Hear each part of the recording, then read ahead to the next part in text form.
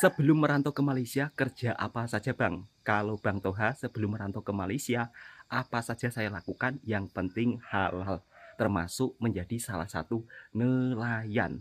Pekerjaan nelayan juga cukup lumayan lama Bang Toha menjadi seorang pelaut, cari ikan di tengah lautan, dan biasanya pulangnya 1 minggu sekali.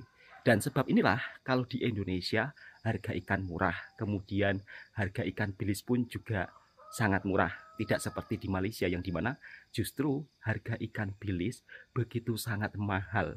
Bahkan harga ikan bilis itu harganya melebihi daging. Assalamualaikum warahmatullahi wabarakatuh. Apa kabarnya sahabatku semua? Kalau di kampungnya Bang Toha baru saja selesai azan subuh, dan kebetulan Bang Toha juga baru saja sholat subuh. Kali ini Bang Toha akan jalan-jalan ke kampung nelayan, yang dimana kampung nelayan ini juga merupakan salah satu tempat saya dulu bekerja. Seperti apa suasana kehidupan kampung nelayan yang ada di Indonesia, dan sebab inilah harga ikan di Indonesia cukup sangat murah.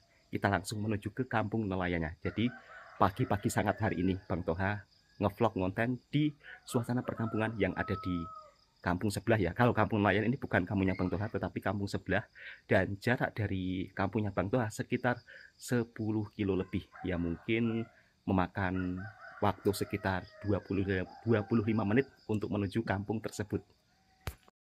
Kalau dulu waktu Bang Toha bekerja sebagai nelayan itu belum punya motor sahabatku semua.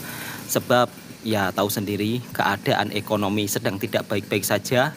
Jadi motor pun tak punya. Lalu kalau untuk pergi ke kampung nelayannya naik mobil. Jadi masih ada transportasi angkutan umum ya. Tapi kalau sekarang sudah tidak ada.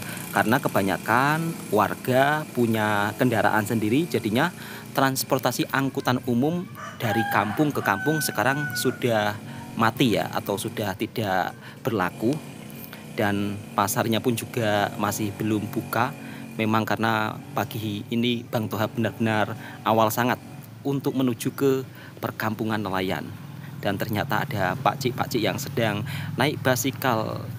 Biasanya pakcik-pakcik ini habis selesai sholat di masjid. Jadi basikal di sini juga masih dipergunakan sahabatku semua. Bukan hanya basikal saja, transportasi becak di sini juga masih dipergunakan.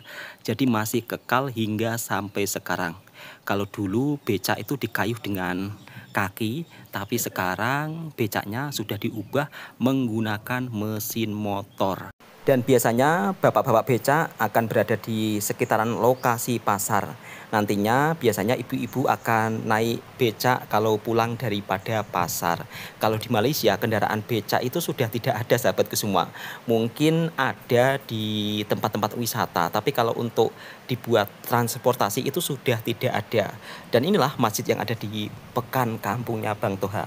Masjid ini dulunya tidak seperti ini sahabatku semua, tapi berkat warga bergotong royong iuran dana sehingga menjadi masjid yang cukup sangat megah di kampungnya Bang Toha. Jadi perjalanan kali ini cukup lumayan jauh, dari gelap hingga sekarang pagi cerah. Kalau untuk suasana jalan raya yang ada di Indonesia, kadang-kadang jalannya bagus, kadang-kadang jalannya tidak bagus seperti ini. Dan jalan ini rusak itu sudah cukup lumayan lama sahabatku semua, tapi belum kunjung juga diperbaiki. Ya mudah-mudahan saja semoga jalannya segera diperbaiki, karena ini dampaknya juga agak berbahaya sahabatku semua, apalagi kalau jalan malam-malam dan di sini juga tidak ada lampu penerangan karena areanya ini area perkebunan. Jadi gelap-gelapan sahabatku semua. Dan pada akhirnya sampai juga di Jalan Pantai Utara. Di sini pun juga ada becak ya. Jadi becak pagi-pagi sudah ada, karena biasanya becak akan menghantar ibu-ibu atau menjemput ibu-ibu untuk pergi ke pasar. Kalau di kampungnya Bang Toha, becak selalu ada di mana-mana. Mungkin untuk sahabat-sahabatku yang daripada Malaysia, jika ingin berkunjung ke kampungnya Bang Toha, akan saya ajak naik becak keliling kampung, pusing-pusing cari makan, pergi ke pegunungan, kemudian pergi ke sawah, cari makanan tradisional. insya Allah kalau datang ke kampungnya Bang Toha, semuanya Bang Toha tanggung, makan, minum, tidur di rumahnya Bang Toha. Jadi untuk sahabat-sahabat daripada Malaysia, jika ingin berkunjung ke rumahnya Bang Toha, silakan kalau mau melihat suasana kampung yang ada di sini sahabatku semua. Untuk masjidnya memang kalau di Indonesia masjidnya cukup sangat besar ya. Jadi masjidnya itu konsepnya tidak tertutup melainkan terbuka, jadi tidak pakai aircon. Rumahnya Bang Toha pun juga belum ada airconnya. Kalau di Malaysia kan setiap rumah kan ada airconnya, kemudian ada kipas anginnya. Kalau di kampung jarang sahabatku semua. Dan pada akhirnya sampai juga di perkampungan nelayan, yang dimana dulu Bang Toha kerja sebagai nelayan. Seperti ini suasana kampung nelayan yang ada di Indonesia. Dan kapal-kapal di sini memang begitu sangat banyak, bahkan hitungannya sampai puluhan ribu. Sebagian sudah ada yang berangkat, sebagian masih ada yang bersandar. Alhamdulillah untuk info bulan ini katanya nelayan dapat tangkapan ikan yang cukup lumayan banyak sahabatku semua. Dulu kalau pergi ke kampung nelayan ini, Bang Toha itu naik basikal, kadang-kadang naik mobil angkutan karena belum punya motor. Motor dulu itu harganya cukup lumayan mahal sahabatku semua. Apalagi Bang Toha hanya sebagai seorang buruh tani, mau tidak mau kalau ingin punya motor ya harus bekerja keras, harus melakukan kerja apapun asalkan pekerjaan tersebut halal. Dan alhamdulillah kini Bang Toha sudah sampai di tepi lautnya. Mayoritas warga kampung yang tinggal dekat tepi laut di sini kebanyakan menjadi seorang nelayan. Kalau di perkampungan Malaysia, meskipun warganya tinggal di tepi laut, namun jarang juga yang bekerja sebagai nelayan. Ada sih nelayan, cuma untuk perahunya atau untuk kapalnya ini 1, 2, 3, bahkan bisa dihitung puluhan lah. Tapi kalau di sini tepi laut full semuanya kapal sahabatku semua, kapal nelayan, kapal kecil-kecil pencari ikan. Makanya di sini sekali panen ikan, kadang-kadang harga ikan di sini sangat murah meriah. Kalau di Malaysia harga ikan itu selalu stabil ya, tapi kalau di kampung Bang Toha kadang-kadang sangat murah sahabatku semua. Bahkan harganya itu bikin geleng-geleng kepala. Ikan selayang saja kadang-kadang untuk 1 kilonya bisa mencapai sekitar 2 ringgitan atau 1 ringgit setengah.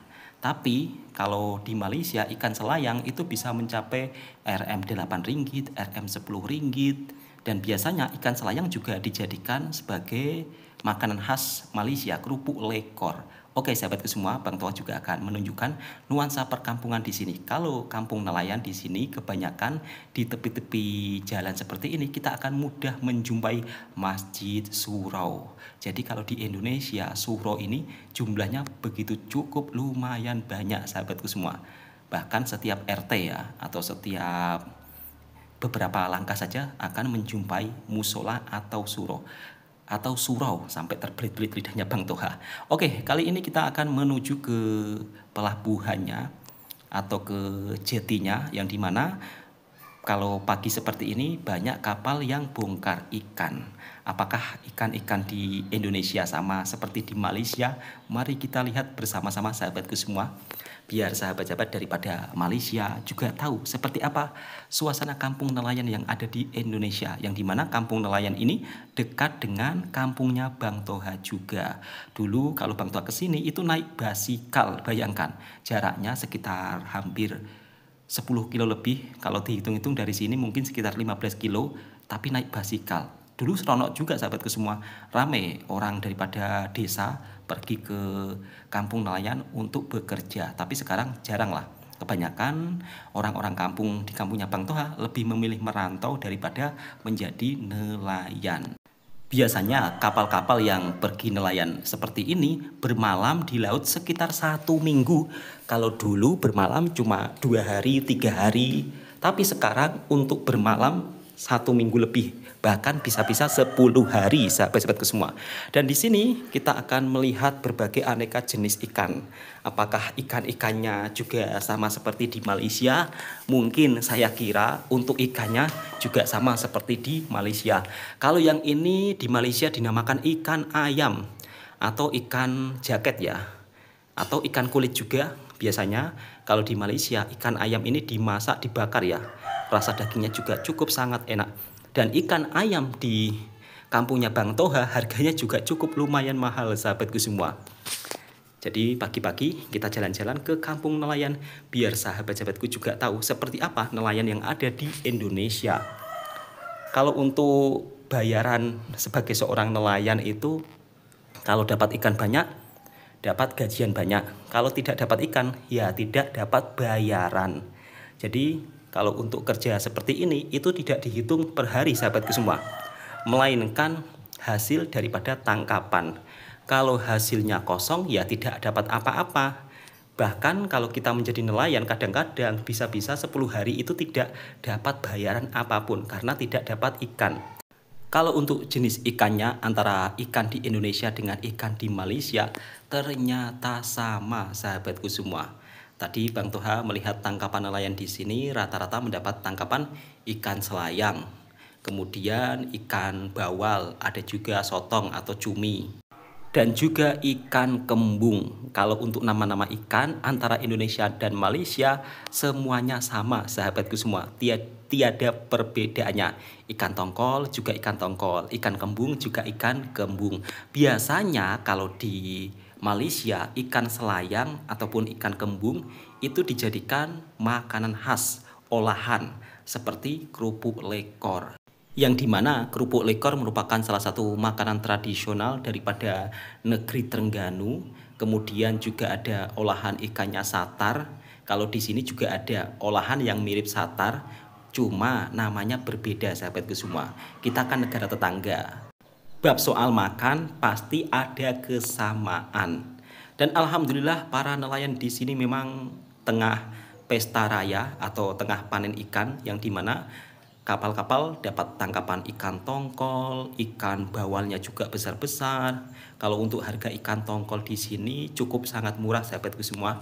1 kilonya sekitar Rp6.000 atau sekitar 2 ringgitan.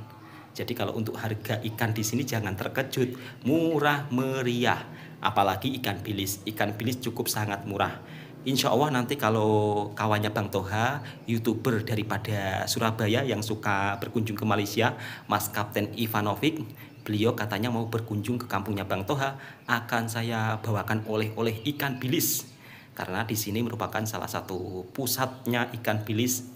Dan harga ikan bilis di sini tidak semahal seperti di Malaysia sahabatku semua.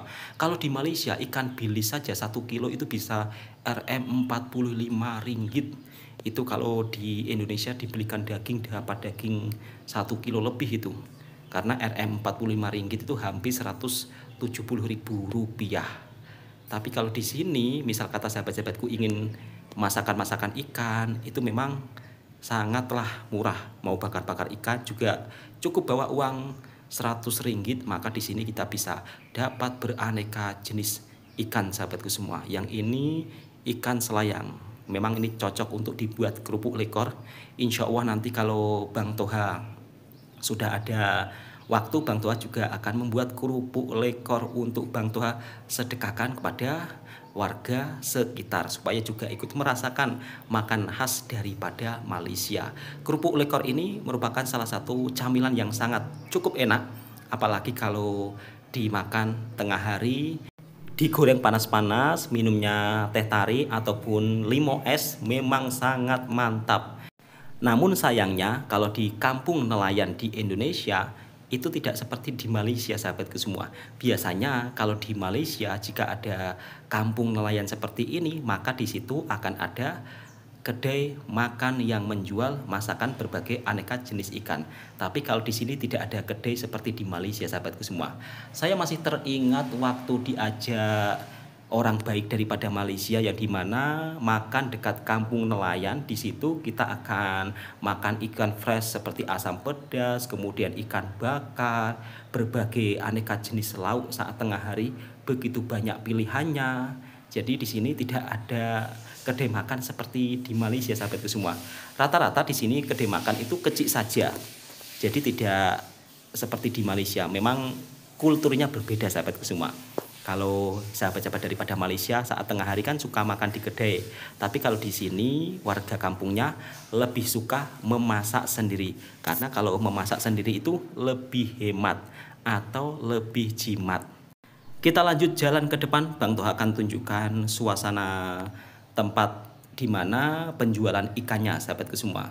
Jadi setelah dihantar di tempat pelelangan ikan, di situ nanti akan berkumpul para pembeli ya, yang dimana pembeli tersebut akan saling tawar-menawar dengan harga yang berpatutan. Jadi sistemnya seperti itu penjualan ikannya, sahabatku semua. Dan disinilah tempat penjualan ikan yang dimana semua kapal ikannya akan diletak di sini atau ditaruh di sini.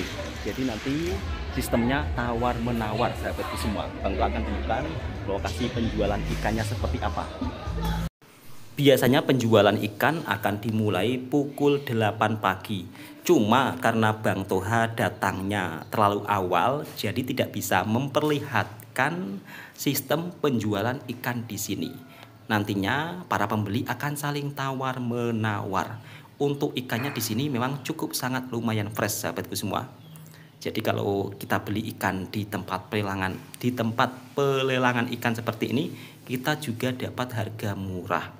Ada ikan selayang segini banyaknya. Kemudian ada juga ikan tongkol, bermacam-macam aneka jenis ikan, semuanya ada. Kalau untuk jenis ikannya kurang lebih sama seperti di Malaysia juga, karena lautan kita kan juga istilahnya berdekatan. Maka untuk jenis ikan tidak ada yang berbeda. Ini ada ikan tongkol. Ini tangkapan 3 hari 3 malam. Jadi kalau sudah dapat rezeki 3 hari 3 malam seperti ini, kadang-kadang nelayan bisa gajian satu orangnya mendapat 400 ringgit. Yang ini ikan paling mahal. Kalau misal kata dapat ikan seperti ini, seolah-olah mendapatkan emas ya. Karena untuk satu box atau satu kotak seperti ini dihargai sekitar 600 ringgit. Jadi beratnya kira-kira sekitar 40 kilo lah. 40 kilo bisa 600 ringgit. Yang ini ikan bawal. Kalau ikan bawal di sini tidak begitu mahal, sahabatku semua. Mungkin 1 kilonya hanya sekitar 15.000 rupiah atau 5 ringgitan. Kemudian di sini Bang Toha mau menuju ke pelabuhan yang lain atau ke jeti yang lain. Dan inilah jalan raya besarnya, sahabatku semua, yang menghubungkan antara Jakarta dengan Pulau Bali. Kalau pagi seperti ini jalanannya cukup sangat sepi, tapi nanti kalau sudah pukul 8, pukul 9 pasti akan penuh kendaraan besar. Jadi kalau di jalan raya di Indonesia, di kampung-kampung seperti ini, memang tidak akan ada mobil pribadi yang banyak ya. Kebanyakan rata-rata jalan raya seperti ini diisi truk dan juga lori-lori besar. Karena kalau kita mau beli mobil kemudian tinggal di perkampungan nelayan, mau parkir pun juga sangat susah, sahabatku semua. Sebab di perkampungan nelayan di Indonesia rata-rata rumahnya itu rapat-rapat, hampir tidak ada yang punya halaman rumah. Di sini Bang Toha akan melakukan perjalanan yang cukup lumayan agak jauh juga, sekitar 15 menit. Tapi tak apa, demi sahabat-sahabatku semua, Bang Toha akan tunjukkan nuansa perkampungan nelayan di sini. Biar saling mengetahui satu sama lain, biar serasa diajak jalan-jalan di perkampungan nelayan di Indonesia. Di sini Bang Toha juga akan menunjukkan cara pembuatan kapal dengan cara masih tradisional. Jadi untuk kapal nelayan di sini pembuatannya itu masih menggunakan cara lama, sahabatku semua, cara tradisional. Dan disinilah di tepi jalan ini kapal-kapal nelayan dibuat. Biasanya untuk membuat satu kapal seperti ini dengan ukuran cukup lumayan besar, 8 bulan waktunya. Dan kita akan menuju ke area pelabuhannya lagi. Di sini untuk pagi hari memang sepi sangat kendaraannya. Tapi kalau untuk masalah isi minyak tetap beratur panjang. Karena stesen minyak di Indonesia itu jarang-jarang, tidak seperti di Malaysia yang dimana stesen minyaknya itu cukup lumayan banyak. Dan inilah kapal-kapal nanti yang akan dibuat untuk mencari ikan di tengah laut. Dan akhirnya sampai juga Bang Toha di kawasan kampung nelayan yang berada di sebelah. Dan di sini Bang Toha cukup terkejut, ada surat terbuka untuk Bapak Presiden Prabowo Republik Indonesia. Bapak Presiden yang terhormat, kami ingin menyampaikan kegelisahan yang mendalam kami para nelayan di sini. Intinya itulah sahabatku semua. Tadi tulisan tersebut bentuk daripada keluh kesah masyarakat nelayan yang dimana kadang-kadang aturannya itu memberatkan para nelayan. Harapan saya sistem-sistem seperti ini segera diperbaiki karena para nelayan di sini itu hanya sekedar cari makan, tidak lebih daripada itu sahabatku semua. Sedih kadang-kadang melihat di mana nelayan pun sampai melakukan keluh kesah ya dengan menuliskan sebuah suratan di dinding. Memang kalau untuk warga nelayan itu orangnya tidak mau berdemo sahabatku semua. Yang penting dipermudah bisa melaut itu sudah gembira. Karena untuk para nelayan yang dibutuhkan hanya sekedar menyambung hidup, ingin cari makan. Tidak lebih dari apapun. Di sini kalau kita di kampung nelayan, masjidnya itu memang begitu sangat megah sahabatku semua. Lihat, ini masjid berada di tepi laut dan di sini masjidnya juga cukup lumayan banyak. Di situ ada masjid, di depannya lagi juga ada masjid. Kalau untuk pelabuhan di sini atau jeti sandaran kapal di sini, kapalnya cukup lumayan besar. Jadi berbeda dengan di kampung sebelah tadi ya, yang dimana kapalnya ukurannya cukup sangat kecil, tapi kalau di sini kapalnya ukurannya besar-besar. Dan di sini juga ada tulisan lagi, surat terbuka untuk Bapak Presiden Prabowo. Para nelayan melaut kemudian tidak mendapatkan hasil atau merugi pun pemerintah tetap memungut. Wah, ini jadi pajaknya terlalu tinggi mungkin sahabatku semua. Jadi pajaknya terlalu tinggi, nelayan agak keberatan. Ya mudah-mudahan nanti pajaknya diturunkan ya Bapak Presiden Prabowo. Kasihan para nelayan, sebab kerja menjadi nelayan ini juga belum tentu kita melaut langsung dapat ikan banyak. Kita kerja nelayan ini bergantung pada cuaca. Kalau cuaca baik seperti ini ya memang dapat tangkapan cukup lumayan. Tapi cuaca itu tidak bisa diprediksi. Bila-bila kadang-kadang ombaknya datang sewaktu-waktu. Kalau untuk kapal di sini tidak begitu ramai sahabatku semua, tapi kapalnya cukup lumayan besar. Biasanya di sini nelayannya itu pulang sekitar 20 hari dan di sini ada mobil yang dibuat untuk angkutan ikan. Jadi ikan-ikan tersebut akan diletak di tempat pelelangan ikan. Senyum bahagia para nelayan ketika mendapat tangkapan yang cukup lumayan banyak.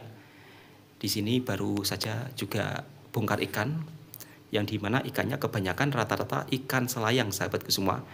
Dan bapaknya pun sudah melambaikan tangan untuk kampung di sini namanya Kampung Sarang, Kragan Sedan Rembang. Kok Kragan Sedan Rembang sih? Kragan Rembang Jawa Tengah. Kalau Sedan itu kampungnya Bang Toha sahabatku semua. Dan di sini kita juga bisa melihat kapal yang nelayannya 1 bulan.